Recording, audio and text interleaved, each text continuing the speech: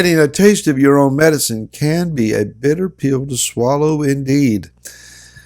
Hi, this is Barry Phillips with 10-Minute Torah, day number 4 of the Torah portion of Mikketz. Let's stay in Genesis, Bereshit chapter 42, and start reading with verse number 9. And Joseph remembered the dreams which he had dreamed about them, and said to them, "You are spies. You have come to see the nakedness of the land." And they said to him, "No, my master. But your servants have come to buy food. We're all one man's sons. We are trustworthy. Your servants are not spies." He said to them, "No, but you have come to see the nakedness of the land." And they said, "Your servants are 12 brothers, the sons of one man in the land of Canaan. See, our youngest brother is with our father today, and one is no more." Joseph said to them, "It is I have spoke to you, saying you are spies."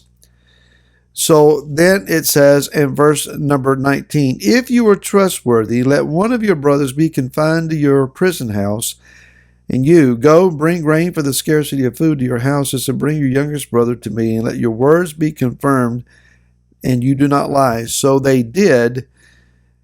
And they said to one another, "Truly we're guilty concerning our brother, for we saw the distress of his life when he pleaded with us, yet we did not listen. That is why this distress has come upon us."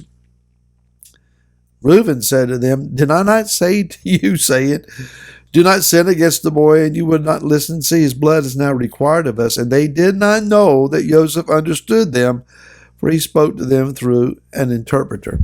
Oh, my. I know it's a little bit of lengthy reading there, but this storyline to me is it's fascinating.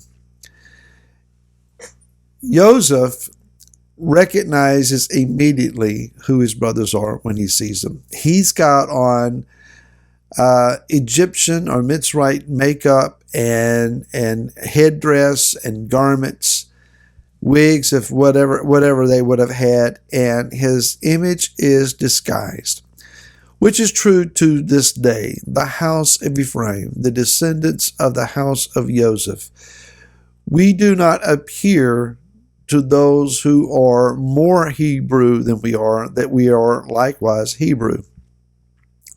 Our brother Yehuda, the Jews, they do not rightly recognize us because we don't look like them. And that's no fault on either side. No stones thrown here. Our brother Yehuda is Yehuda. They are Jewish. They live a Jewish cultural existence. And there's nothing in the world wrong with that.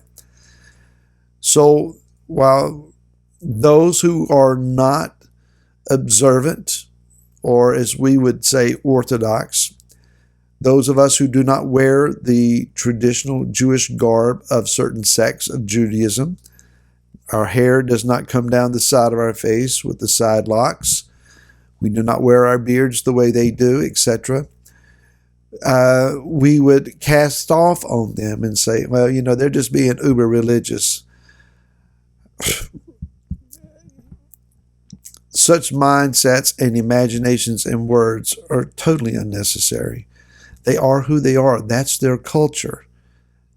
And we have our own. We're never going to be exactly the same. Even when both houses are restored and brought together, we will remain who we are, but we will be different family members. Not everybody in our families look and act exactly as we do. All right, I digress.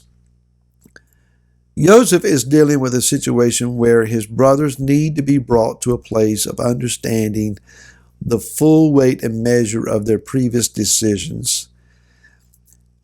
You might say that he intended to give them a taste of their own medicine. The Hebrew phrase here is medah keneged medah. It is measure for measure. Yah pays us back according to what we offer out. If we offer out righteousness and benefit and blessing, that's what we receive in return. If we offer up judgment and ridicule and slander, you can call it karma, you can call it reaping what you sow, you can call it payback, just rewards and so forth. It is measure for measure. That's a scriptural principle. Yaakov deceived his father Yitzhak with a goat. He himself then, by Yehuda, was deceived with the blood of a goat.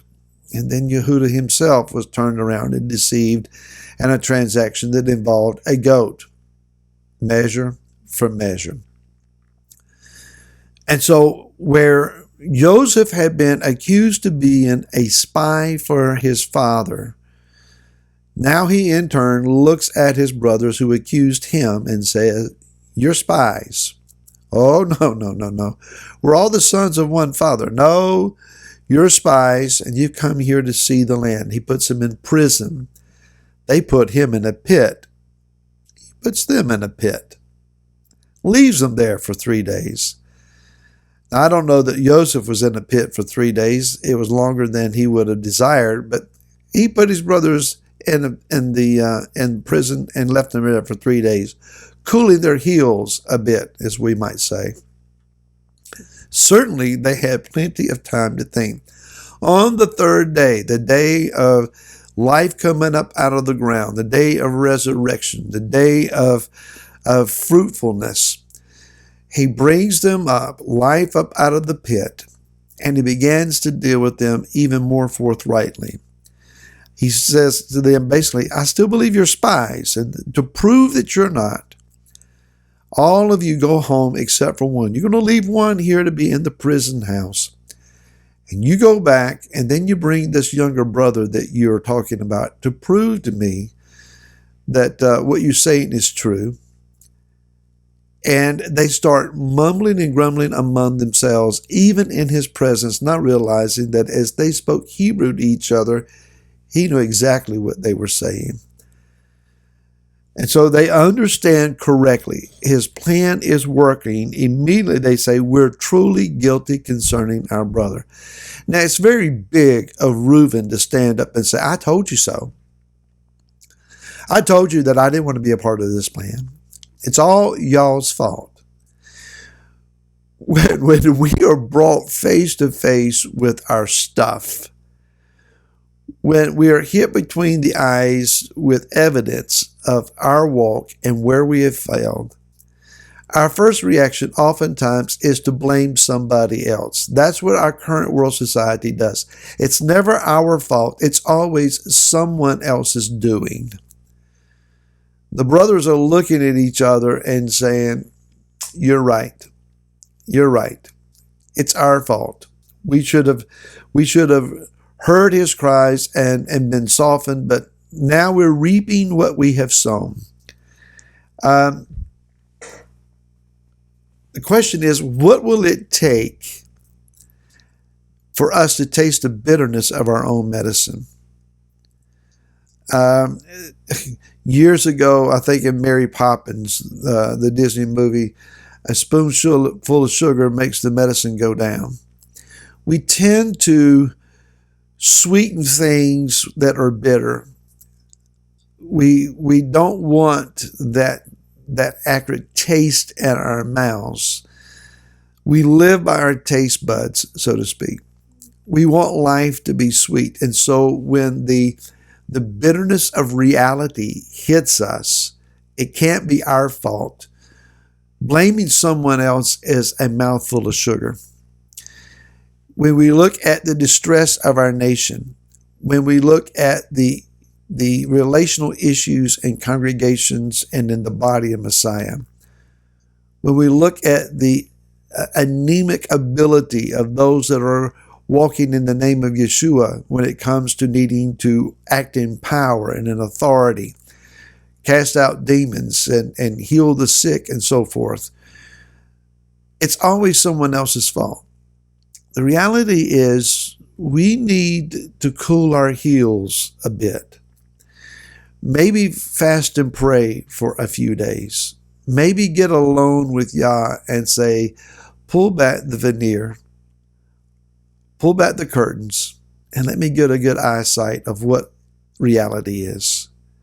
I dare say that we'll stop blaming one another, come face to face with our own issues, and maybe change our ways. It's a bitter pill to swallow, but it's good medicine. and we'll see you again tomorrow. To this, shalom.